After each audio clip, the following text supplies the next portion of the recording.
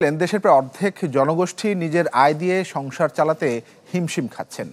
বিবিএসের citizen perception জরিপে উঠে এসেছে এমন তথ্য যাকে চড়া মূল্যস্ফীতির বাস্তব চিত্র বলছেন অর্থনীতিবিদরা। তাই এ থেকে উত্তরণে নতুন কর্মসংস্থান সৃষ্টির পরামর্শ দেওয়া হচ্ছে। রাকিব আল জাবেদের রিপোর্ট, আর ক্যামেরায় ছিলেন জাহাঙ্গীর আলম রতন। নদী ভাঙনে মুন্সিগঞ্জের বসতভিটা হারিয়ে 2 দশক আগে ঢাকায় ঘাঁটি গাড়েন মোহাম্মদ সিরাজ। 8 সদস্যের পরিবারের জীবিকার জন্য যাদের নির্ভরতা এসব কুড়ানো বর্জ্য ব্যবসার উপর, কিন্তু আয়ার চাহিদার বিশাল ব্যবধানের চাপে তাকে প্রতিনিয়ত সংকটে পড়তে হয় হিসাব মেলাতে। ইনকাম আগে যা করছি এখন তাই করতেছি, কিন্তু যোগ্যমূলকটা তো খাদ্যটা তো বাইরে যেতেছে গা, তাই আমি বাড়তিটা কই পামু। অটোমেটিক হয় চালানের থেকে কিছু কাটবো, না হয় কারোতে দেনা করতে হবে।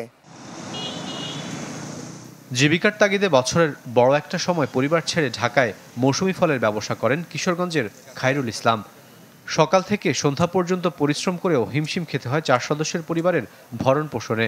কিন্তু চড়া মূল্যস্ফীতির বাজারে সংসার চালাতে তার নির্ভরতা ধার কর্জের ওপর। প্রতিদিন 500 টাকা 400 টাকার উপরে খরচ আছে, বাড়িতে খরচ আছে। তো যে টাকা ইনকাম করি বাড়ি আর ঢাকা মিলায় পুরো কাবারই হয়ে যায়। জমাবেন কিভাবে? আপনি যেটা ইনকাম করতেছেন সেটা তো খরচ হয়ে যাইতেছে। তখন দেখা গেছে হয়তো কারো কাছ থেকে নেওয়া লাগে বা এনজিওর থেকে উঠানো লাগে। বিবিএসের সবশেষ সিটিজেন পারসেপশন জরিপে বলা হয়, সিরাজ ও খায়রুলদের মতো দেশের প্রায় অর্ধেক জনগোষ্ঠী পরিবার চালাতে হিমশিম খান নিজস্ব আয় দিয়ে।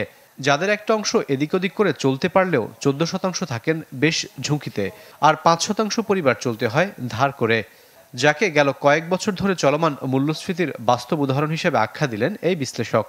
যখন এই মূল্যস্ফীতির ধারাটা একটা দীর্ঘ সময়ের জন্য যখন এটা বিদ্যমান থাকে, তখন তো তাদের সেই ক্ষমতাটাও বিলুপ্ত হয়ে যায়। দেয়ালে পিঠ থেকে তারা এখন একটা হিমশিম অবস্থার মধ্যে আছে। তাদের অনেকে কিন্তু আসলে সঞ্চয় ভেঙে খেয়ে ফেলেছেন। হ্যাঁ, তো এই সঞ্চয় ভেঙে খাওয়ার কারণে দেখা যাচ্ছে ব্যাংকে যে তাদের যে আমানত সেটাও কমে গেছে এবং তারল্য কমে গেছে। এখন তারা নির্ভয় হয়ে গেছেন এবং এই কারণেই তারা এই বন্ধু বান্ধব আত্মীয় স্বজন এদের কাছে ধার দেনা করে চলছেন। প্রতিবেদন অনুযায়ী বর্তমানে প্রতি পরিবারের গড় সদস্য সংখ্যা 4 জন, যাদের প্রায় 82% নেতৃত্ব দেন পুরুষ সদস্য। আর 28% মানুষ মনে করেন বর্তমানে এই সংসার চললেও তা যথেষ্ট নয়।